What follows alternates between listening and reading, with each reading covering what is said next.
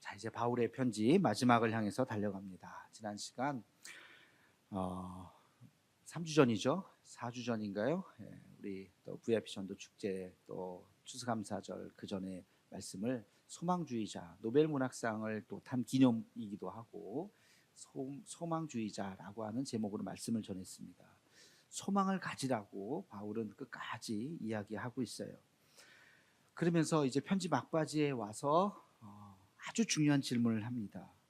우리가 갖고 있는 이 소망의 궁극적인 목적이 뭐냐고 질문을 하고 있어요. 우리 소망의 궁극적인 목적이 뭐냐? 다시 말해서 여러분의 삶의 궁극적인 목적, 어떤 소망을 품고 있습니까? 또 다시 표현을 하면 여러분 삶의 마지막 목적이 무엇이냐 하는 거예요. 예전에 목적이 이끄는 삶이라고 하는 책이 있었어요. 리거렉 목사님이 쓰신 책. 저 책에 첫머리에 아주 강력한 질문이 하나 딱 있습니다. 그게 뭐냐면 나는 왜 이 세상에 존재하는가? 라는 질문이에요. 나는 왜 이 세상에 존재하는가? 주어를 하나님으로 바꿔보면 하나님은 왜 나를 이 땅에 보내셨는가? 하나님은 나를 왜 이 땅에 보내셨는가? 다시 말하면 하나님께서 만드신 모든 창조물 중에 목적 없이 만들어진 것은 단 하나도 없다는 거예요. 다 목적이 있다는 거예요. 하물며 인간은 어마어마한 목적을 가지고 한 생명 한 생명을 만드셨겠죠. 그러면 과연 우리가 그 목적을 알고 있냐는 거예요. 내가 이 세상을 살아가면서 하나님께서 왜 나에게 생명을 주셨는지 그 목적을 깨닫느냐 깨닫지 못했느냐 지금 질문하고 있습니다. 그러면서 이 책을 쭉 읽어보면 마지막으로 가면 갈수록 하나의 단어에 집중을 하게 돼요. 그 단어가 뭐냐면 사명이에요. 사명. 우리의 삶의 목적이 바로 그 사명을 이루고자, 각자에게 주신 그 사명을 이루고자 하나님께서 우리에게 생명을 주셨다는 것입니다. 그런 의미에서 보면 이 땅에 사는 사람들을 세 종류의 사람으로 나눌 수가 있어요. 첫째는 사명을 알고 그 사명을 이루는 사람이 있고, 두 번째는 사명은 알았지만 그 사명을 이루지 못하는, 애쓰는 게 아니라 아예 그 사명을 향해서 살지 않는 그런 사람이 있고, 세 번째 사람은 사명도 모르니까 그걸 어떻게 이루겠어요. 당연히 사명도 이루지 못하면서 그냥 자기 자신만을 위해서 살아가는 사람이 있다는 것이죠. 이 목적이 이끄는 삶의 주제는 그래서 우리에게 하나님께서 우리에게 주신 사명을 깨달아야 한다는 것, 그리고 그 사명의 삶을 살기 위해서 우리가 무엇을 노력해야 하는가 하는 것을 이 책에서 보여주고 있습니다. 굉장히 단순한 논리인데요, 굉장히 강력한 논리이기도 합니다. 혹시 아직까지 읽어보시지 않으셨다면 이 책은 꼭 여러분 한번 읽어봐야 돼요. 물론 한 20년도 넘은 책이긴 하지만 한번 질문해 보겠습니다. 여러분의 사명을 알고 계십니까? 예수 믿고 나에게 구원이 이런 것이구나, 죄사함이 이런 거구나, 할렐루야, 예수 믿고 그 다음날 죽는다면 사명은 의미가 없겠죠. 예수 믿고 그 다음날 죽는데 사명이 들어갈 틈이 어디 있겠어요. 예수 믿고 그 다음에 죽는 거. 근데요, 대부분의 사람들은 예수 믿고 그 다음날 죽지 않습니다. 그럼 얼마나 사셨어요? 예수님 믿고 10년, 20년, 50년, 70년. 예수님 믿었던 그 시점이 있고 지금도 살아있는 거예요. 우리는 언제 갈지 몰라요. 1년 후에 간다 그러면 섭섭해 하실 거예요. 언제 갈지. 그러니까 지금 이 기간, 예수 믿은 다음에 우리가 살아가는 이 기간에 필요한 것이, 그것이 바로 나에게 주신 사명이 무엇인가 하는 것이에요. 여러분, 오늘 본문 말씀에 보면 바울도 그랬어요. 바울도 예수님 다메섹 도상에서 예수님을 믿고 그 다음날 죽지 않았어요. 그는 수많은 세월을 살면서 사명의 길로 살았습니다.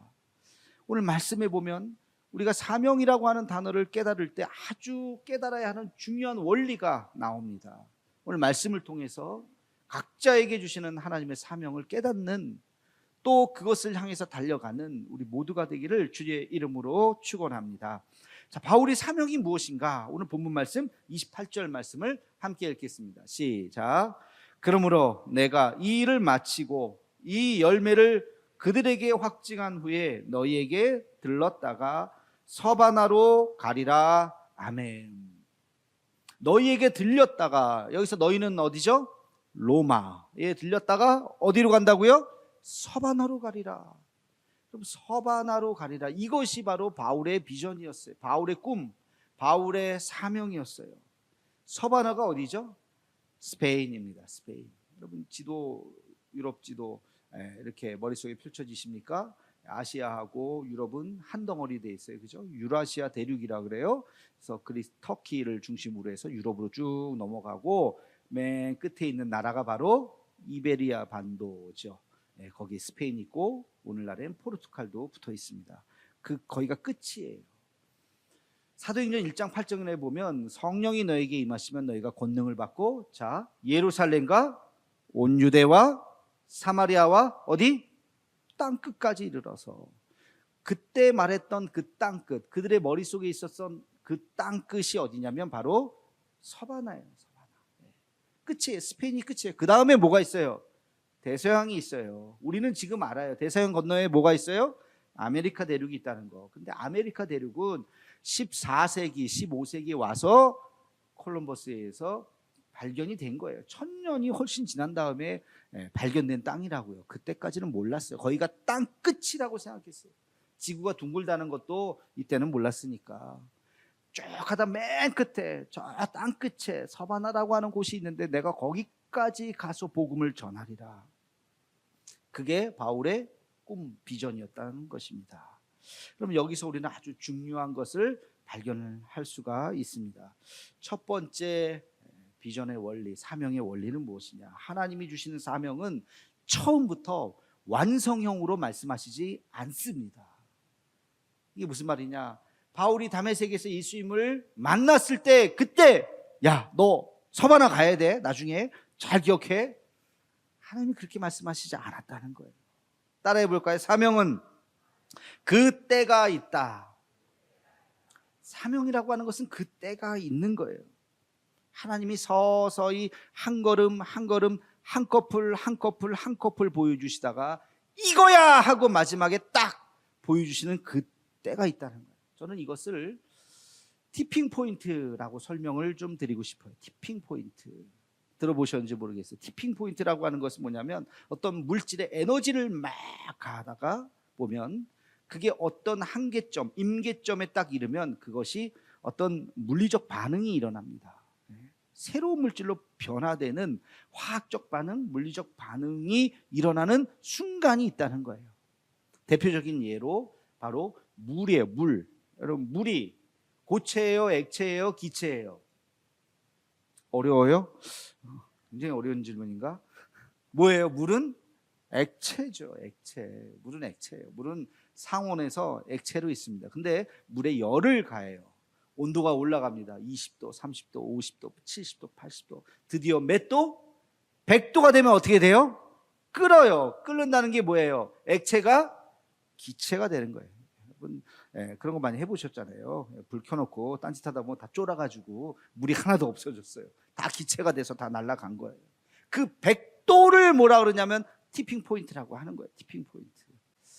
요즘 축구 좋아하시는지 모르겠는데 축구 용어로 하다 보면 빌드업이에요. 빌드업. 빌드업 아세요? 현대 축구의 중요한 개념이에요. 쫙 빌드업 하면서 패스 하면서 쫙 앞으로 전진해 나가는, 밑에서부터 쫙 올라가는. 그럼 바울의 서바나 이 사명이 언제부터 시작됐을까요? 한번 가만히 한번 바울의 일생을 생각해 보세요. 다메섹에서 회심을 했습니다. 많은 사람들이 바울은 가짜 회심이라고 생각했어요. 그러나 바울을 끌어안았던 사람이 있어요. 누구예요? 바나바. 아니, 이 사람 진짜 회심했어요. 믿어주세요. 나를 믿으니까 이 사람 믿어주세요. 바나바가 바울을 기독교 공동체 안에 싹 같이 들어왔어요. 그리고 어느 교회를 섬겼습니까?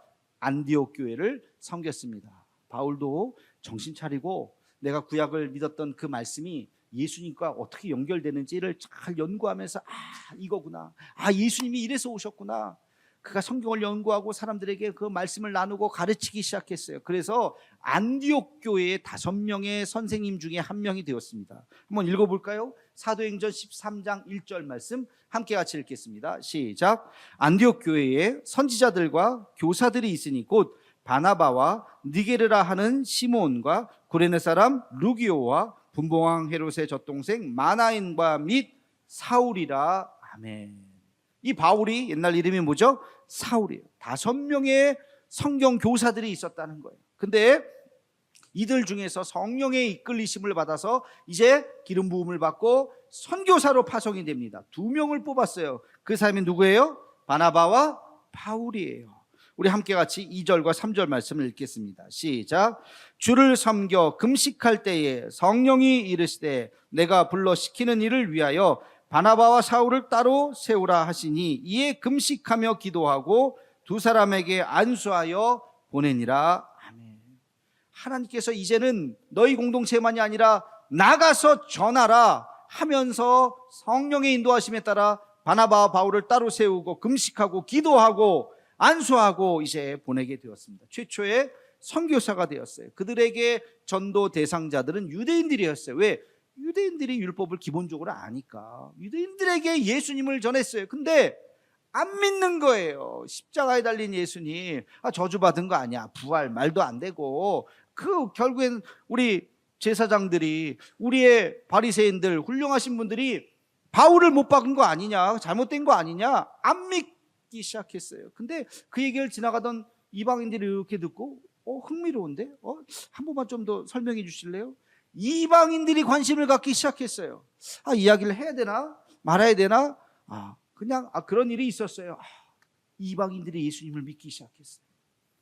여러분, 이 본문을 한번 이렇게 성경은 기록하고 있어요. 사도행전 13장 45절에서 46절 말씀입니다. 함께 읽겠습니다. 시작.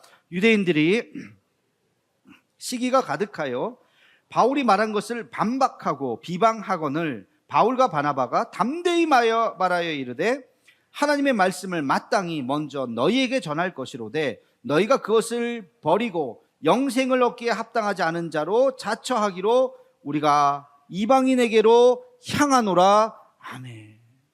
바울이 복음을 전하는데 유대인들이 부정을 했어요. 비방을 했어요. 핍박을 했어요. 옆에 있었던 이방인들이 그 복음을 받아들이기 시작했어요.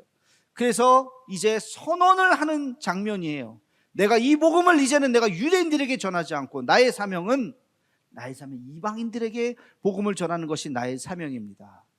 비시디아 안디옥, 수리아 안디옥이 아니라 비시디아 안디옥이라고 하는 도시에서 이 선언을 합니다. 바울과 바나바가 이방인들을 향한 사도가 된다고 하는 것을 선언하는 이 장면이에요. 굉장히 중요한 장면이죠. 그러면서 적극적으로 이방 땅을 향해서 나아가면서 복음을 전하고 교회를 개척을 합니다. 그렇게 1차 선교여행, 2차 선교여행, 3차 선교여행까지 가게 되죠. 3차 선교여행을 이제 정리하는 어느 고린도에 바울이 갔습니다.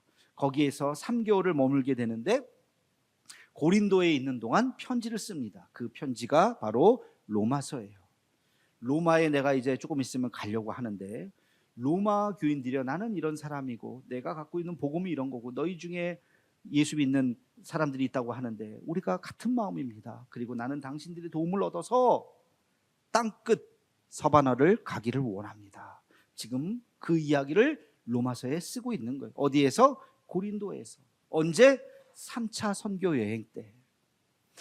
그가 선교회를 1차, 2차, 3차를 하면서 점점 이방에 대한 눈이 열리기 시작하는 거예요. 그래서 하나님께서 나에게 맡겨주신 그 비전이 무엇인가? 여긴가 저긴가? 그렇지, 성령이 임하면 땅끝까지 이르러서 복음을 전하라고 했는데 나의 사명은 바로 이 서바나로 가는 것이다. 바울이 그것을 깨닫게 됩니다. 그래서 나는 서바나로 가리라 라고 선포하는 장면이에요. 그럼 이것이 모세가 마지막 한 커플 하루하루 지나다가 마지막 본 것이 바로 서바나라고 하는 비전이에요. 모세에게 적용을 해볼까요? 여러분, 모세가 40년 동안 왕국에서 살았어요. 그 자기가 유대인이라는 것을 어느 순간 알았죠. 그리고 나서 어떤 사건에 의해서 쫓겨나듯이 도망쳐서 광야에서 40년을 살았습니다.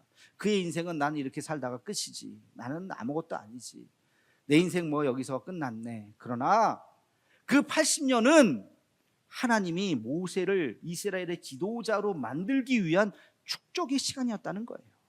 그 시간을 응축하고 본인은 깨닫지 못했어요. 그렇게 80세가 됐던 어느 날 떨기나무에서 모세를 부르시는 거죠. 가라! 하고 모세가 그제서야 그의 비전을 깨닫습니다. 나 같은 사람을 쓰시는군요.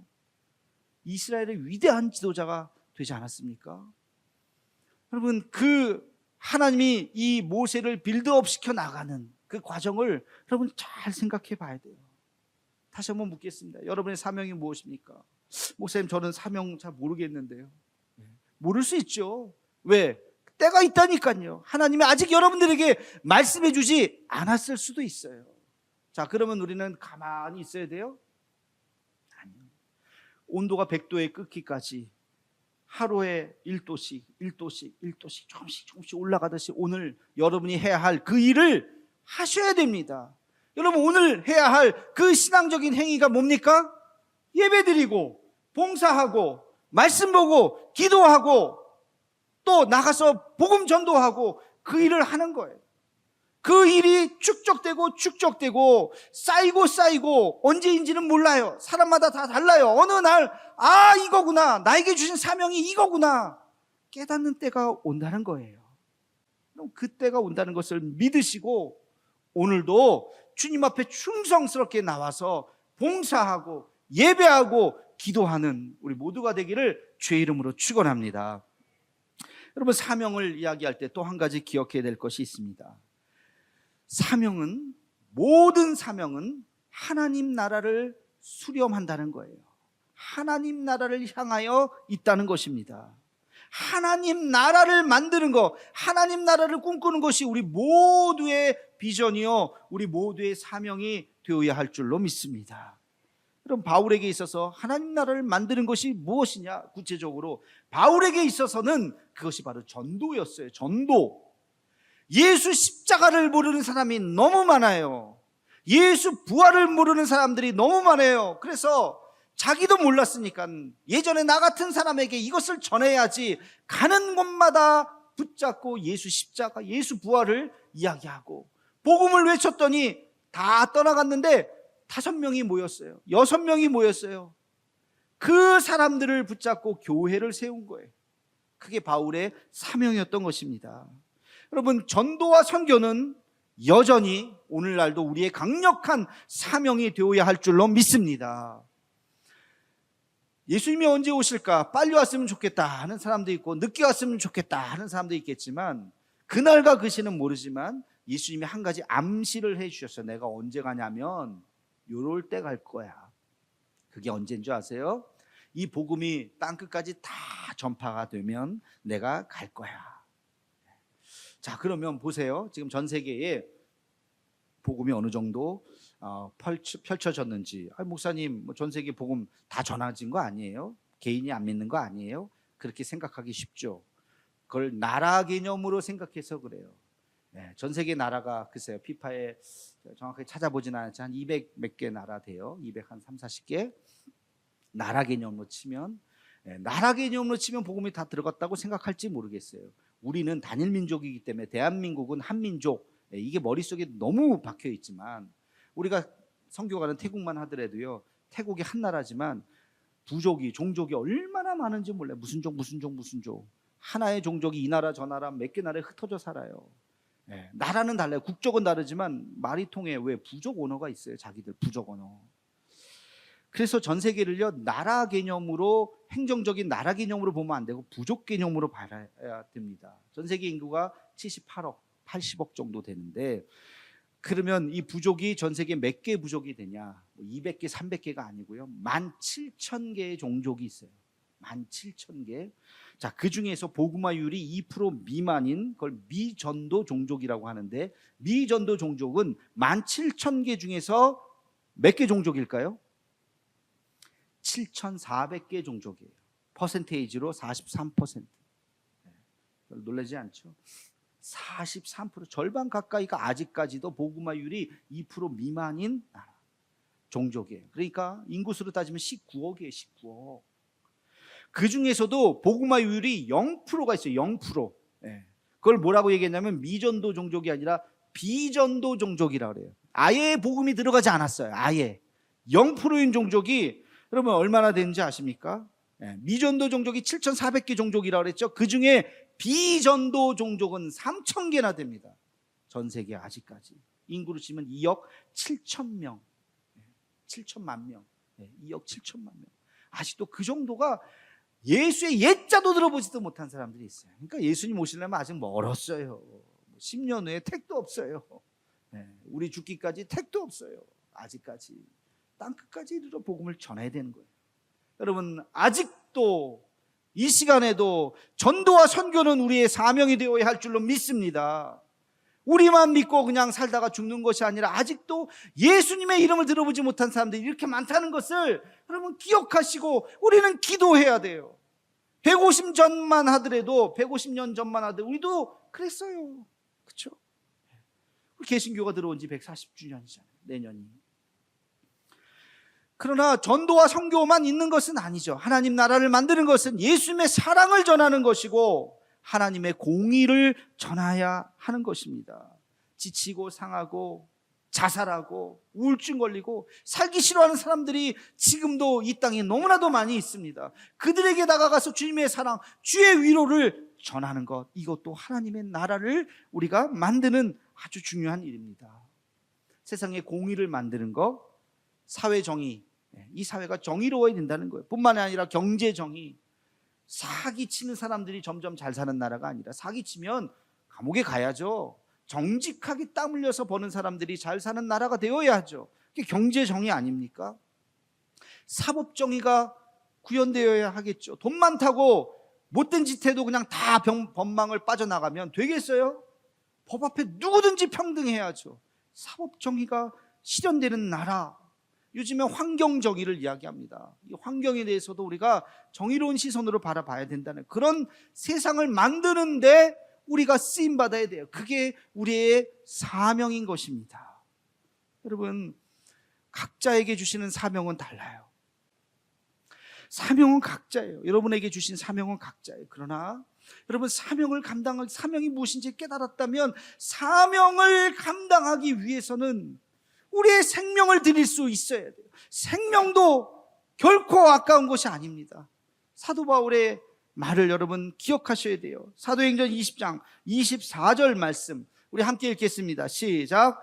내가 달려갈 길과 주 예수께 받은 사명 곧 하나님의 은혜의 복음을 증언하는 일을 마치려 하면은 나의 생명조차 조금도 귀한 것으로 여기지 아니하노라. 아멘. 바울이 자기의 사명을 알았어요. 그 사명이 뭐라고요? 서바나로 가리라. 그리고 그 사명을 마치는 일엔 내가 내 생명 아깝지 않아. 내 생명 기꺼이 다 드릴 수 있어. 놀라운 사실은 바울이 서바나에 갔어요, 못 갔어요? 헷갈려요? 갔어요, 못 갔어요? 못 갔어요. 로마에서 감옥에 갇혀 있다. 결국엔 로마에서 처형당했습니다. 못 갔습니다. 그러나 못 가도 상관없어요. 하나님께서 주신 그 비전, 바울에게서 끝난 것이 아니라 바울의 그 후손들에 의해서 땅끝까지 이르러서 복음이 전해졌던 것입니다. 그 일을 완성했느냐 완성하지 않았느냐는 중요하지 않아요. 그게 중요한 것이 아니라 내게 사명이 있느냐, 나는 그 사명을 위해서 나의 삶을 드리고 있느냐, 여러분 그것이 중요한 것입니다. 사랑하는 성도 여러분, 다시 한번 질문해 보겠습니다. 여러분의 서바나는 어디입니까? 여러분이 가야 할 그 비전이 어디입니까? 보이지 않는다면 어떻게 하라고요? 오늘 내가 해야 할 일을 열심히 하시라고요. 축적하시라고요. 말씀 보고 예배드리고 기도하고 오늘 해야 할 일을 하시라고요. 그러면 때가 되면, 하나님의 때가 되면 하나님이 보여주실 것입니다. 하나님이 그 비전을 보여주신다면 우리의 목숨을 드리면서 그 사명을 향해서 달려나가는 저와 여러분의 삶이 되기를 주님의 이름으로 축원합니다.